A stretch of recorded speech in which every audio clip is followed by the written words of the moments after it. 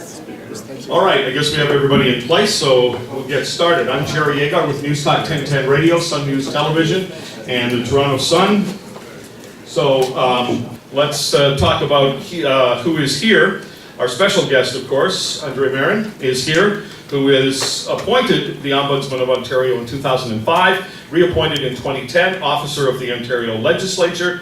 He's he is independent of government and oversees more than 500 provincial government ministries, corporations, agencies, boards, commissions, and tribunals.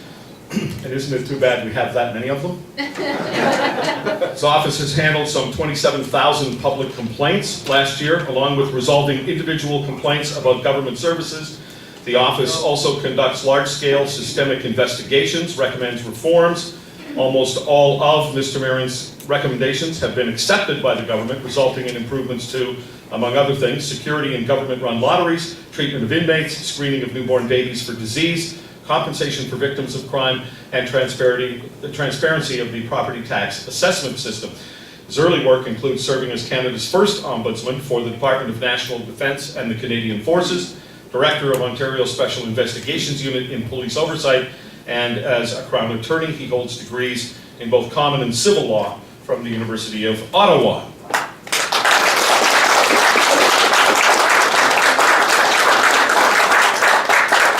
Also on the panel, Adrienne Batra.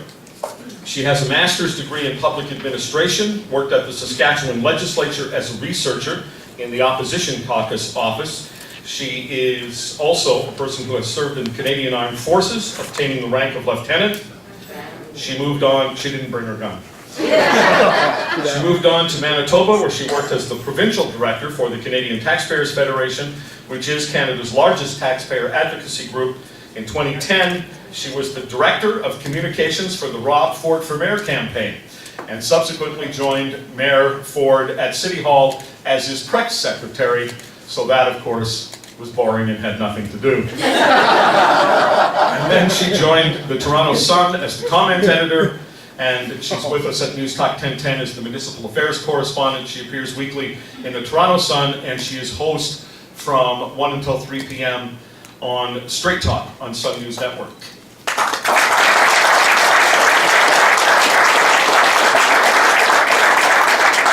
Maggie DiMuccio, former municipal town councillor at Newmarket. She's written several columns on GTA municipal issues in the Toronto Sun, appears on radio and TV as a political pundit, and often a speaker at political events, including 2013's Manning Center for Building Democracy Network Conference, and she's also vice president for Society for Quality Education, an organization that advocates for better Ontario schools.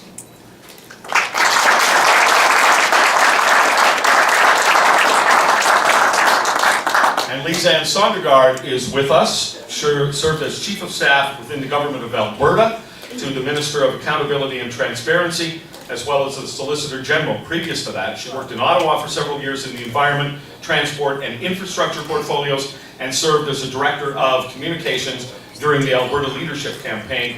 Lisanne started her career at the European Union in Brussels, advising on health and social issues.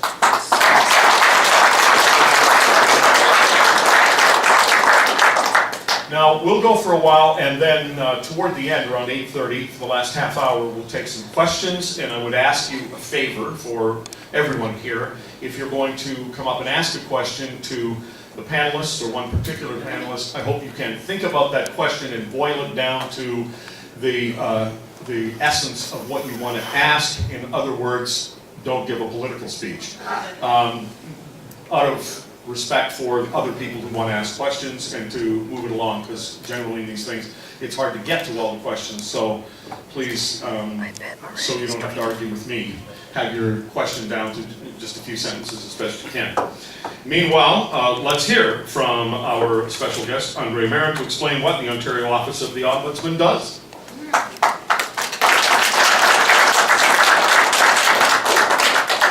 Thank you. For those tweeting or on Twitter, the hashtag is closed meetings. Closed doors. Closed doors. Sorry.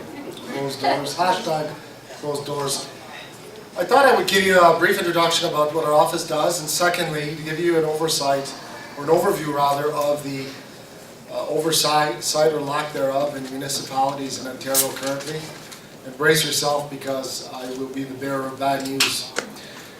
The Ontario Ombudsman's Office was created in 1975. As indicated, I'm an officer of Parliament, which means that I'm appointed not by government, but by vote of the legislature. The office has 86 employees. Most of them new hires or lawyers. We process 27,000 complaints a year. The office itself is completely independent of government, right down to our payroll. And the legislation in the Ombudsman Act gives us very robust powers of investigations. We can subpoena witnesses under oath. We have the ability to search government offices without a warrant. We can subpoena documents and people. Very robust tools of investigation, but at the end of the day, we only make recommendations. We've been very successful at packaging our reports in order to achieve real results. Through our last investigation, for example, on illegally operating daycares in Ontario, we made 113 recommendations. And the very same day we published the report, the government introduced legislation to adopt every single one of those recommendations. So, how is it that we can be effective without forcing the government to accept our recommendations? It is through moral suasion. It is by rallying people to our cause, by having unassailable reports and conclusions, reasonable positions, and to advocate for change. So a lot of my job is advocacy once we have made a recommendation. So that is the Coles Note version of what we do. In terms of accountability of municipalities, and this is why we're here tonight, with special emphasis on municipalities and open meetings, but let me just give you a taste of what's out there in terms of mechanisms of accountability in local government in Ontario. And it's a pretty depressing story, so brace yourself. In 2008, the Municipal Act was amended. And when the amendments went through, it gave Toronto, City of Toronto, all these additional authorities and powers. And to counterweight with these new authorities and powers, the City of Toronto was forced to have an Ombudsman, an Auditor General, a Lobbyist Registrar, an Integrity Commissioner. So Toronto is the only municipality which is forced to have these positions because they're given powers which are analogous to what the province enjoys. So the province said, well, because of that, we're going to make you coexist with these accountability officers. So leaving Toronto aside for a moment, what's happening in the rest of the 443 municipalities in Ontario? Well, they were given in 2008 the ability to create these positions. They weren't forced to do it, but they were told by law, you can have an Ombudsman, an Auditor General, a Lobbyist Registrar, an Integrity Commissioner. Now, when these amendments went through in 2008, some municipalities, a handful of them, not a lot of them, but they jumped on this opportunity to show confidence in their governance, to tell citizens and taxpayers, well, we're not afraid to be overseen by these accountability officers. So they started creating them. And what we found is, especially in the case of Auditor Generals, every time they would report a critical report on municipal council, their offices were shut. So we saw about eight Auditor Generals created across Ontario just to have them one after the other shut down as soon as they were critical of municipal council. Now, an Auditor General is not supposed to be a cheerleader. That person is supposed to be an accountability officer. So to criticize, to suggest improvements. So as we stand today, outside of Toronto, there's only one Auditor General out of 403 municipalities. And that one is located in Ottawa. There is no Ombudsman in any municipality in Ontario, apart from Toronto. Lobbyist registrars, there's only one outside Toronto, in Ottawa. Integrity commissioners, there are 29 integrity commissioners out of 443 municipalities, 7%. Now, let's pause and talk a little bit about integrity commissioners. Integrity commissioners, if they're done right, if you have a good code of conduct, you have a competent integrity commissioner, can substantially improve governance. There is one at the federal level called the ethics commissioner. And there's a provincial integrity commissioner, so they deal with MPs and MPPs. But there's only 29 municipalities out of 443 that employ or use the services of an integrity commissioner. There was a big public inquiry led by Justice Cunningham, concluded in 2011.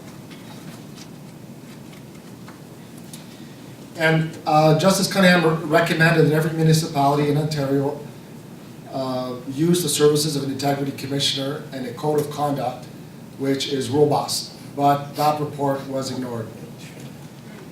So it's not good news. Now, open meetings. The legislation adopted in 2008 gave us authority over 443 municipalities, all except for Toronto, but also allowed municipalities to opt out of our office in favor of a hand-picked local open meetings investigator. And what happened is more than half the municipalities in Ontario have opted out. The municipalities, all the municipalities in the York region have all opted out. And when you opt out, you can either go to AMO's local authority services and hire from a bank of review officers who will often report, which is unsupported, badly written. Sometimes I've said before that some of them could have been written with crayons. And many of them are just unsigned. So it's funny that in an era of transparency, you can have an anonymous review officer investigate your complaint. You don't even know who the hell it is. You know, judges sign their judgments. I sign my cases. Why do we have some anonymous, faceless person take complaints on behalf of municipalities? How are the municipalities adhering to their obligations to respect the Sunshine Law, the Open Meetings Law? Some of them are doing very good, to be fair, but most of them are not doing very good. Just in the last couple of weeks, the municipality of Waterloo held 10 budget sessions secretly, where to maintain an under quota, because a lot of these investigators that deal with municipalities take the position that if you don't have a quota, the legislation doesn't apply. So they had this kind of a musical chair going on where 3 councillors were in, and the third one would leave the room, and then the one outside the room would walk in, and then somebody else would exit.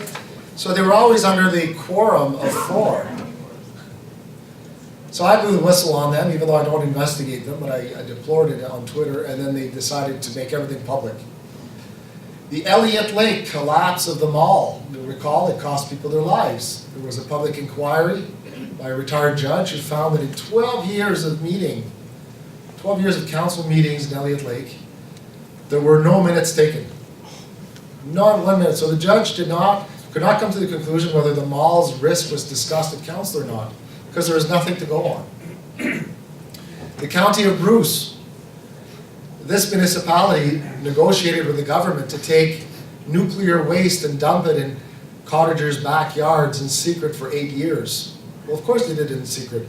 Who would want to know if no one in council wanted to know that, wanted to tell citizens where they were burying the nuclear waste. The county of Billings, we investigated a case where municipal council met to elect a councillor because there was a vacancy on council. And they met in secret, 4 councillors, and there was a tie. 2 voted for one candidate, 2 voted for the other candidate. And because they did it secretly, how did they resolve who would win? They flipped a coin. No wonder they did it in a closed meeting. Lees and Thousand Islands had a secret meeting. And they went to the wall challenging us that it was not secret because although they hadn't disclosed where the meeting was, they kept the door slightly open during the meeting. Kid you not. When we issued a report criticizing them, they opted out of our office. So it's not a pretty picture. But that's where we stand today in terms of oversight of municipalities.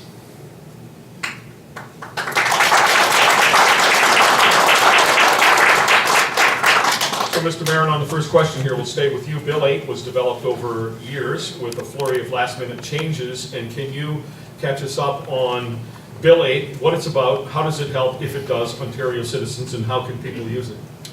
Yes, thank you. Bill 8 was passed December 9th through the provincial parliament. It is legislation, but it has not been proclaimed, which means it's not in effect yet.